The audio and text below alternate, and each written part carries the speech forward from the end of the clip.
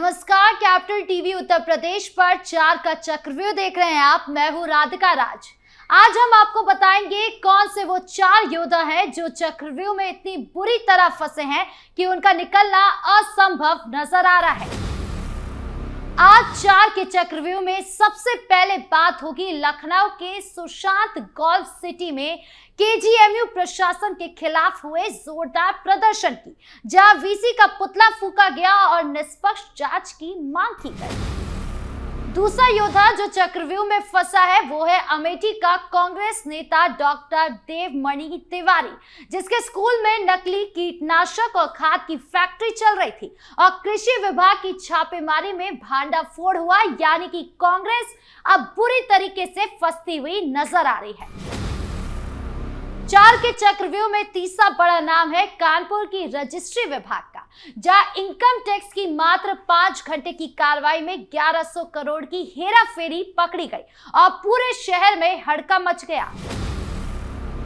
आखिरी योद्धा है फिरोजाबाद के उन बदमाशों का जो जिम पर फायरिंग और पथराव के बाद पुलिस एनकाउंटर में चक्रव्यूह में फंस गए और गिरफ्तार हो गए। बताएंगे आपको पूरा मामला, तो चलिए शुरू करते हैं 4 का चक्रव्यूह। शुरुआत करते हैं 4 के चक्रव्यूह की सबसे बड़ी खबर से, जो लखनऊ के स्वास्थ्य और शिक्षा व्यवस्था को हिला देने वाली है। राजधानी लखनऊ के सुशांत गोल्फ सिटी चौराहे पर आम नागरिकों और चिकित्सकों की किंग जॉर्ज मेडिकल यूनिवर्सिटी यानी कि केजीएमयू प्रशासन के खिलाफ तीव्र विरोध प्रदर्शन किया। प्रदर्शनकारियों ने केजीएमयू के वाइस चांसलर यानी कि वीसी का पुतला फूंका और गंभीर आरोप लगाए कि विश्वविद्यालय में लव जिहाद, बलात्कार, महिला उत्पीड़न और धर्मांतरण जैसे मामलों में प्रशासन आरोपियों को संरक्षण दे रहा है। कई पुरानी शिकायतें दबा दी गई, जांच में लापरवाही बरती गई और पीड़िताओं को न्याय नहीं मिला। प्रदर्शन में महिलाओं की बड़ी संख्या थी जो वीसी से इस्तीफा, नियम विरुद्ध नियुक्तियां रद्द करने और पेंशन अनियमितताओं पर कार्रवाई की मांग कर रही है। मुख्य मांगे शामिल थी कथित धर्मांतरण रैकेट की एसआईटी से जांच, बलात्कार आरोपी रमीश मालिक की तुरंत गिरफ्तारी और दबे हुए मामले की फाइलें दोबारा खोलकर निष्पक्ष जांच हो। प्रदर्शनकारियों ने चेतावनी दी कि अगर मांगे नहीं मानी गई तो आंदोलन और तेज होगा। यह प्रदर्शन केजीएमयू की छवि पर सवाल उठा रहा है, जो प्रदेश का प्रमुख मेडिकल संस्थान है। योगी सरकार स्वास्थ्य क्षेत्र में सुधार कर रही है, लेकिन ऐसे आरोप संस्थान की विश्वसनीयता को प्रभावित करते हैं। जनता में गुस्सा है कि महिलाओं की सुरक्षा और न्याय पर लापरवाही बर्दाश्त नहीं की जाएगी। यह चक्रव्यूह केजीएमयू प्रशासन के लिए घातक है, क्योंकि जांच और कार्रवाई की मांग बढ़ रही है। आने वाले दिनों में और प्रशासन और प्रदर्शन हो सकता है और अगर एसआईटी गठित हुई तो बड़े खुलासे भी संभव है। समाज में महिलाओं की सुरक्षा पर बहस छिड़ गई है और यह मुद्दा राजनीतिक रंग भी ले सकता है। पारदर्शिता और निष्पक्षता की इस चक्रव्यूह से निकलने का रास्ता है जो अब दूर दूर तक नजर नहीं आ रहा है। यानी कि केजीएमयू यूनिवर्सिटी अब बुरी तरीके से फंसती हुई नजर आ रही है।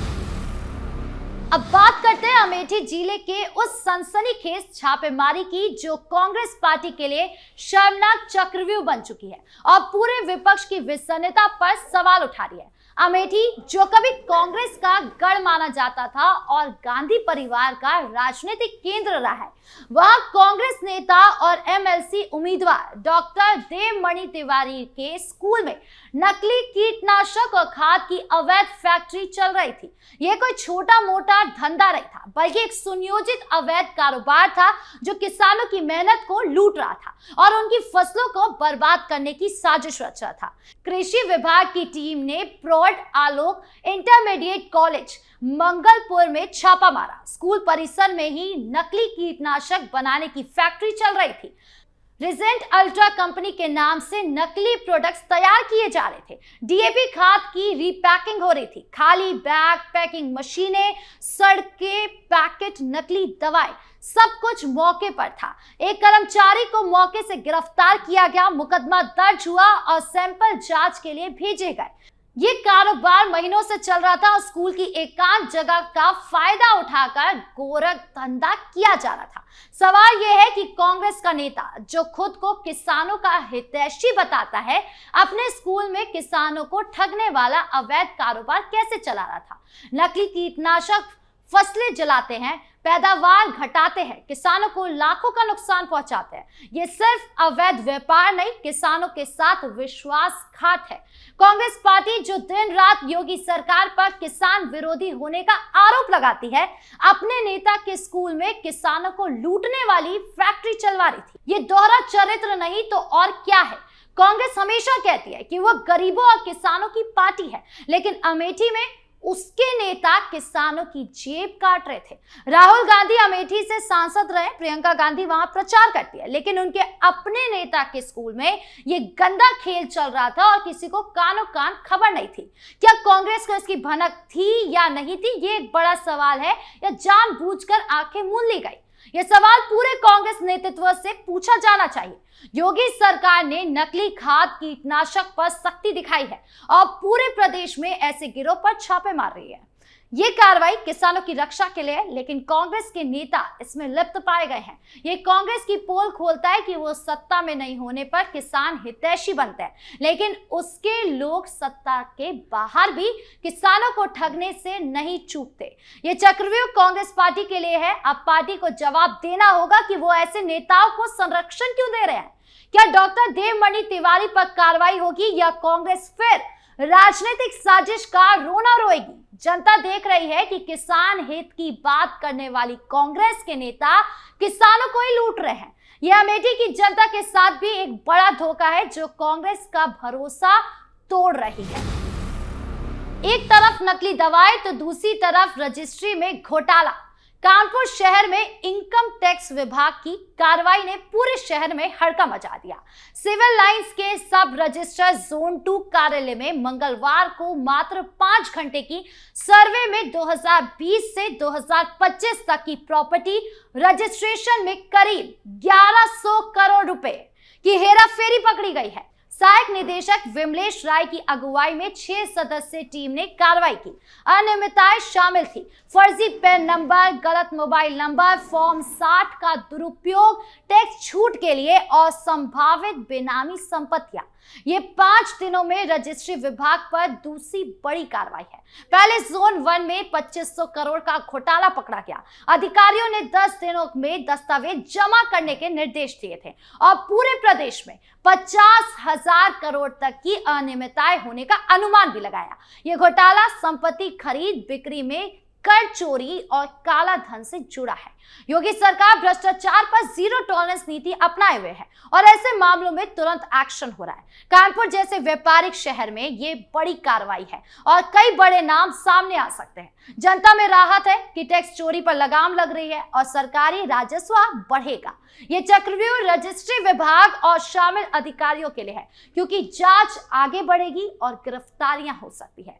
आने वाले दिनों में सर्वे हो सकते हैं और कुछ और भी बड़े खुलासे हो सकते हैं। अब इस खुलासे में क्या कुछ सामने आएगा, कौन कौन फंसेगा चक्रव्यूह में, यह अभी देखना बाकी होगा। आखिर में बात करते हैं अपराध पर पुलिस की सख्ती की, जो फिरोजाबाद के बदमाशों के लिए चक्रव्यूह बन चुकी है। फिरोजाबाद के शिकोहाबाद क्षेत्र में रेलवे स्टेशन के पास एक जिम पर कार सवार बदमाशों ने पथराव और अंधाधुंध फायरिंग की, जिससे शीशे चकनाचूर हो गए। पूरी घटना सीसीटीवी में कैद हो गई और वीडियो वायरल हुआ। जिम स्वामी की तहरीर पर मुकदमा दर्ज हुआ। पुलिस ने 48 घंटे में सफलता हासिल की। छीछमई नहर पटरी पर चेकिंग के दौरान बदमाशों ने फायरिंग की। जवाबी कार्रवाई में अभिषेक और सौरभ के पैर में गोली लग गई। दोनों घायल होकर गिरे, जबकि बाबू और राम को कॉम्बिंग में पकड़ लिया गया। चारों आरोपी गिरफ्तार हो गए। घायल को अस्पताल में भर्ती करा दिया गया। बरामदगी में 2 अवैध तमंचे, 5 जिंदा कारतूस और 2 खोखे भी बरामद हुए हैं। यह ऑपरेशन लंगड़ा का हिस्सा है, जहां बदमाशों को जिंदा पकड़ा जाता है। योगी सरकार गुंडागर्दी पर बिल्कुल सख्ती दिखा रही है और ऐसे मामलों में त्वरित एक्शन हो रहा है। ये चक्रव्यूह बदमाशों के लिए है, क्योंकि अब उनके नेटवर्क का खुलासा होता है। जनता राहत महसूस कर रही है कि पुलिस सक्रिय है और अपराधियों में दहशत है। बहरहाल 4 के चक्रव्यूह में आज के लिए इतना ही। धन्यवाद।